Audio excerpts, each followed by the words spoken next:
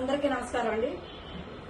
నిన్నటి నుంచి Tirupati Janasena incharge Kiran royal గురించి వివిధ మాధ్యమాల్లో వచ్చి విషయాలన్నీ మనం చూస్తూనే ఉన్నాం. మరి ముఖ్యంగా లక్ష్మి అనే మహిళకి దగ్గర నుంచి ఆయన 1,20,00,000 పైసలకు డబ్బులు తీసుకుని ఆవిడ అడుగుతుంటే ఆవిడని బెదిరిస్తూ మాట్లాడిన వీడియోలు కూడా ఆడియో వీడియోలన్నీ కూడా చూసాం. మరీ ముఖ్యంగా చాలా మంది మహిళల పట్ల అతను ఎంతో అకృత్యంగా చాలా దుగుత్సాకరంగా ప్రవర్తించిన వీడియోలు కూడా చూసాం. అంటే ఒక పార్టీలో ఉన్న వ్యక్తి ఎంత అసహ్యంగా ప్రవర్తించాడో మనం అన్ని కూడా చూసాం. ఇవన్నీ చూసి ఒక విధంగా ఒక మహిళకి ఇతను ఇంత అన్యాయం చేశాడు, అతను తీసుకున్న డబ్బులు కూడా ఇవ్వకుండా ఆవిడ బెదిరిస్తున్నాడే, ఆవిడకి ఎవరు అండదండలు లేరా, ఈ కూటమి ప్రభుత్వంలో ఇలాంటి మహిళలకు న్యాయం జరగదా అనుకుని బాధపడ్డాం. కనీసం ఆయన పార్టీ తరపు నుంచి ఆయన అతను సస్పెండ్ చేసి ఈ పవన్ కళ్యాణ్ గారు ఆ మహిళలకు న్యాయం చేస్తారనుకున్నాం. ఎందుకంటే ఆయన ఎప్పుడూ చెప్పేవారు, ప్రతిపక్షంలో ఉన్నప్పుడు పవన్ కళ్యాణ్ గారు ఎంతలా ఊగిపోయేవారు. ఒక మహిళకి అన్యాయం జరిగితే ఒక అన్నగా ఆయన వాళ్ళ పక్కన నేను నిలబడతాను, వెంటనే వాళ్ళకి న్యాయం చేస్తాను అని చెప్పారు. సాక్షాత్తు వాళ్ళ పార్టీలో ఉన్న ఇన్ఛార్జి ఆ మహిళకి అన్యాయం చేస్తూ 1,20,00,000 పైసలకు డబ్బులు తీసుకుని ఆవిడ అడుగుతుంటే బెదిరిస్తుంటే ఆవిడ మీద ఎంత దౌర్జన్యంగా ప్రవర్తించారో చూసాం.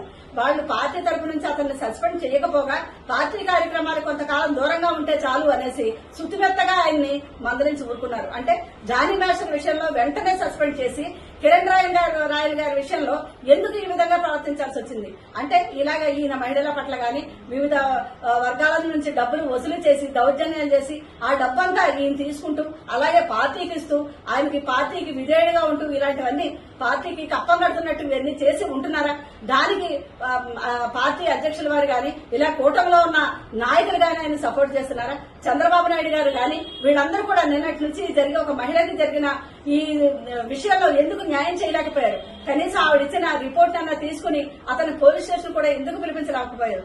ఇందులో ట్విస్ట్ ఏంటంటే ఇంత మహిళ నాకు డబ్బులు ఇవ్వాలో అని గోలబెడుతుంటే ఈ మహిళ పశ్చిమ బెంగాల్ గవర్నమెంట్ లో బ్యాంకులో ₹1,00,000 చెక్ బౌన్స్ అయిందని ఈ రోజు వెస్ట్ బెంగాల్ నుంచి వచ్చి పోలీసులు ఈవిడ్ని అరెస్ట్ చేయడం ఇందులో ఒక ట్విస్ట్. ఎందుకంటే ఇతను చేసిన ఈ పనికి పార్టీ పరువు పోయింది, దీన్ని తగ్గించాలి అనుకుంటే ఇతను చేసిన పని చాలా పెద్ద పని, లేకపోతే పెద్ద గీత, దీన్ని చిన్న గీతగా చేయాలంటే ఈ రోజు ఈ లక్ష్మి గారిని చెక్ బౌన్స్ అనే కేసులో ఈవిడ్ని అరెస్ట్ చేసి తీసుకెళ్దాం.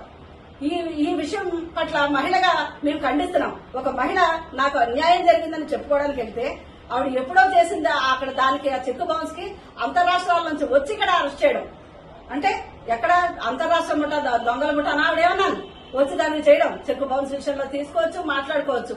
₹1,00,000 ఆవిడ అక్కడ నుంచి అరెస్ట్ చేస్తే 1,20,00,000 పైగా వీడికి డబ్బులు ఇవ్వాలి, అన్ని ఆధారాలు ఉన్నాయి. మరి ఇతను ఎందుకు అన్యాయం అరెస్ట్ చేయలేదు? దీని పట్ల ఈ పార్టీ ఉన్న రాయపాటి అరుణ ఈ రోజు ఒక ఛానల్లో మాట్లాడుతూ ఆవిడ మాట్లాడుతుంది, కిరణ్ రాయల్ గారు చేసిన పని చాలా బాగుంది అన్నట్టు మాట్లాడుతుంది. ఎందుకంటే అతను పార్టీ కార్యక్రమాలకు దూరంగా ఉండబట్టి, పార్టీలో ఉంటేనే ఆయన ఇలా చేసుకొచ్చారు. పార్టీకి దూరంగా ఉంటే, కార్యక్రమాలు దూరంగా ఉంటే ఇంకా అరాచకాలు చేస్తారు, ఆయన ఎవరో పట్టుకోలేరు, ఇంకా చేస్తాడు ఇలాంటి పనులన్నీ అని ఎంకరేజ్ చేస్తుంది.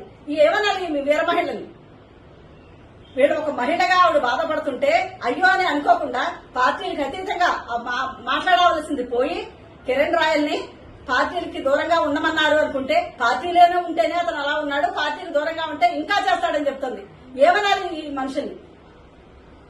ఇక్కడ కూటమి ప్రభుత్వం ఏం చేస్తోంది? ఒక మహిళకి అన్యాయం జరుగుతున్నా, మాదక ద్రవ్యాలు విచ్చలవిడిగా జరుగుతున్నా ఒక్కటి చంద్రబాబు నాయుడు గారు కానీ ఎవరు ఇందులో స్పందించకపోవడం, అన్ని విషయాల్లో మేము ముందుంటామని చెప్తారు. ఇదేనా ఈ కూటమి ప్రభుత్వంలో మహిళకు ఉండిన ఇది? కనీసం ఒక ఆవిడ విషయంలో కేసు కూడా తీసుకోకుండా చేసి వీళ్ళు మాట్లాడారంటే వీళ్ళని ఏమనాలి? ఈ మహిళలకి లక్ష్మికి మాత్రం న్యాయం జరగాలని అన్యాయంగా ఆవిడ ఎలా అరెస్ట్ చేసి తీసుకెళ్లారో కిరణ్ రాయల్ కూడా తక్షణం అరెస్ట్ చేయాలని మహిళలందరూ మేము డిమాండ్ చేస్తున్నాం.